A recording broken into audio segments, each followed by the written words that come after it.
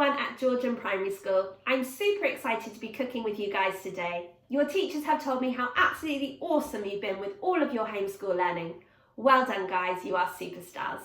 So today we're going to be making super stuff. Hello everyone and welcome to our cooking session today. I'm so excited to be cooking with you and to be making our super stuffed peppers today. So my name's Claire and I run the Time to Cook Club's online cookery sessions for children and adults.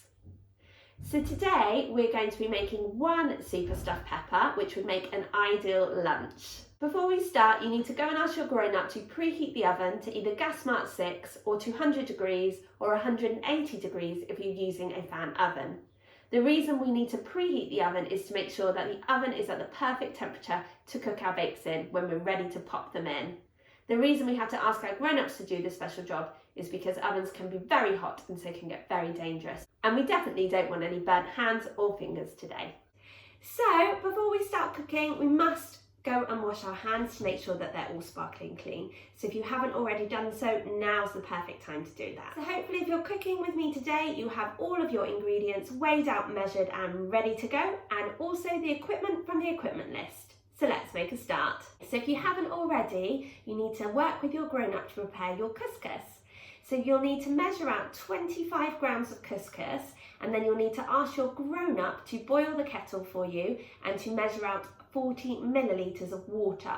Don't add the water to the couscous just yet, because you'll also have to cut up a quarter of a stock cube. So that's cutting a small stock cube into 4 pieces and then adding one of those pieces, 1/4 of a stock cube, into your boiling water with your grown-up's help, and then your grown-up can give the stock cube a good stir in the water with a spoon until the stock cube dissolves. The reason why we are asking our grown-ups to do these special jobs is because obviously the water will be boiling hot and we definitely don't want any burnt hands or fingers today. So once the stock cube has completely dissolved into the boiling water, you can ask your grown-up to pour the stock into your couscous. Then you'll need to place a plate over the top or a lid and just leave it for 5 minutes to cook, okay? You can finish by taking a fork and just fluffing up your couscous. So I'm just kind of moving my fork around the couscous, okay, which is going to help to start to separate some of the grains. Okay, and that's your couscous all sorted. Okay, so we're going to be using a spring onion in our recipe today, and this is a spring onion.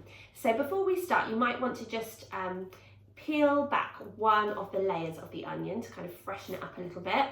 Like me, you found your spring onion at the back of the fridge.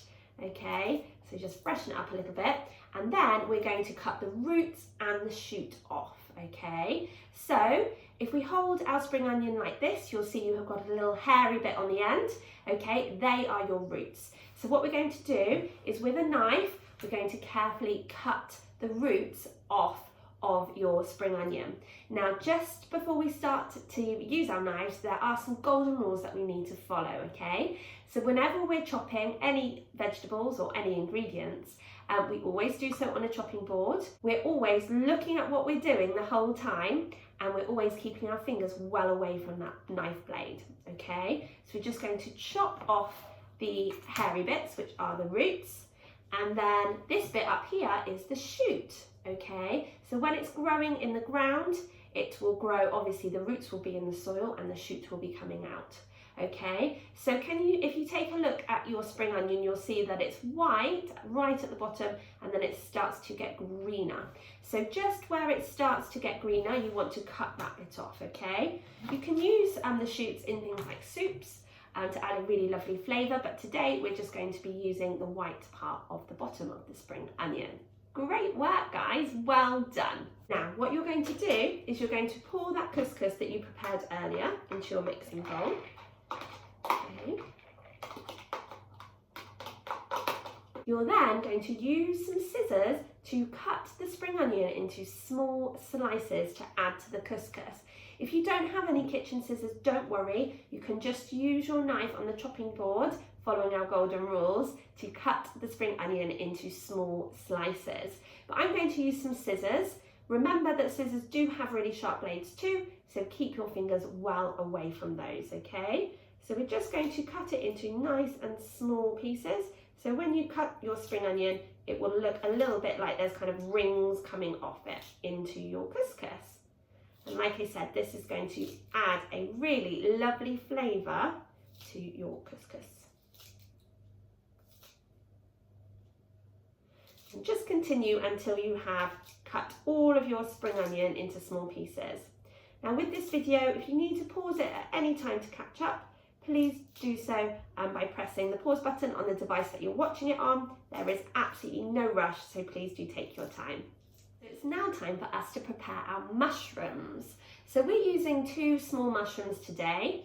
I'm going to peel my mushrooms, and to do that, what I'm going to do is I'm going to take the stalk out, give it a wiggle, and then take it out, okay? And then you can pop your thumb into the middle of the mushroom where there's a hole, and you can try and have a feel of the skin, which is just underneath, and then peel it round, okay? So you're just kind of cleaning up the mushroom.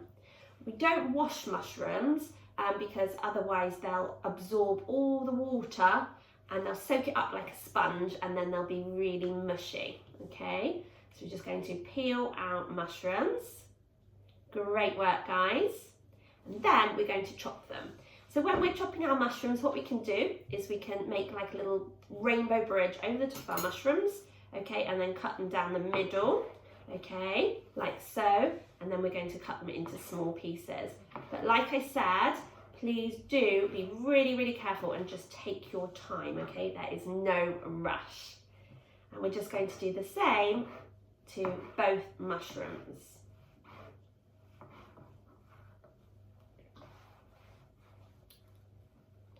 And again, we're going to make that lovely rainbow bridge over the top, and then we're going to cut the rest of the mushroom into small pieces.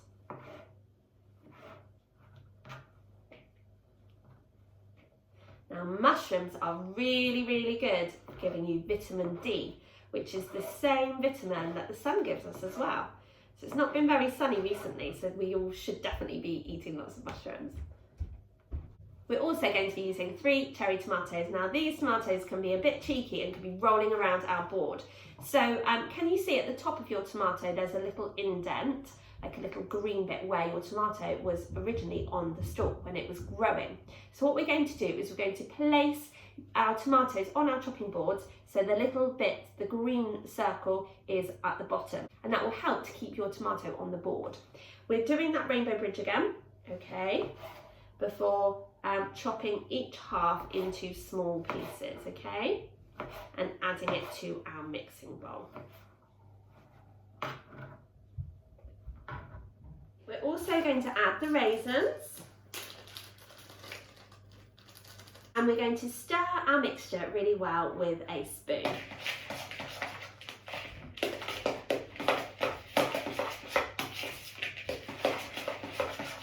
Until all of those lovely ingredients have been mixed in together like this. If you're using parsley, then you can get your herb and you can get your scissors and you can gently snip the parsley into small pieces and add it to your bowl. Now, using fresh herbs is a great way to add a big burst of flavour to your dish. And again, you're going to give that a stir. And then if you're using them, you can add your pine nuts now.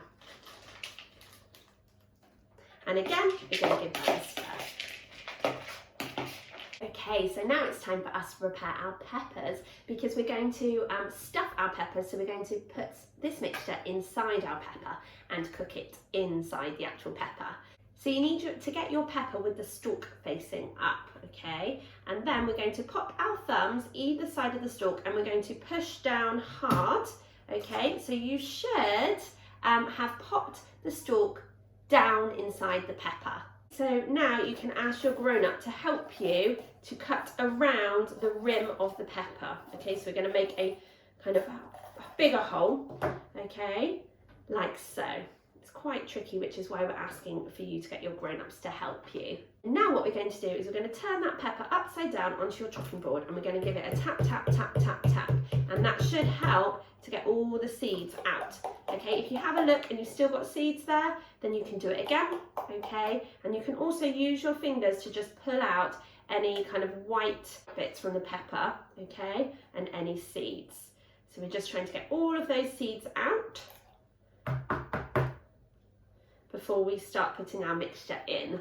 So before we start stuffing our pepper, we need to grate our cheese, okay? So you'll need a cheese grater.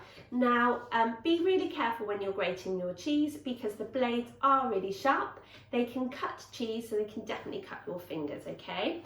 So to grate our cheese, we're going to hold our grater really firmly with one hand and the cheese with the other, and we're just going to stroke our cheese all the way down our grater, being really, really careful that we're keeping those fingers well away from the blades. Okay, so go nice and slowly with this. You definitely don't want any grated fingers. Now, if you have a grater like mine, you can look in the middle and you can see the cheese starting to come out, okay? So there's two sides of the grater, maybe, if you've got the same grater as mine. So you can use either side really, okay? And if you have any bits of cheese that are too small to grate, you can just pop them in with the rest of your cheese. So now what you're going to do is you're going to stuff your pepper. And to do that, you'll need your spoon. And what you're going to do is you're going to spoon the mixture that you've prepared down into the pepper, okay? And you can use the back of your spoon to gently pat it down, okay, so that you know that you're filling up the whole pepper, okay? You do need to leave a little bit of room at the top because that's where you're going to pop your cheese, okay?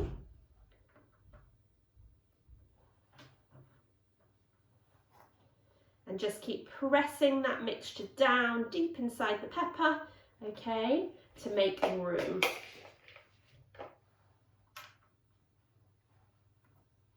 Okay, great work. So once you've stuffed your pepper, you can then get your cheese and you're going to pop your cheese into the top part of the pepper. Again, using your fingers to press down, okay? You might not need to use all of your cheese, just see how much you can fit in. So you need to wrap your pepper in tin foil, like so, okay, so that it's completely covered. Keep it standing the right way up, otherwise all the cheese will fall out.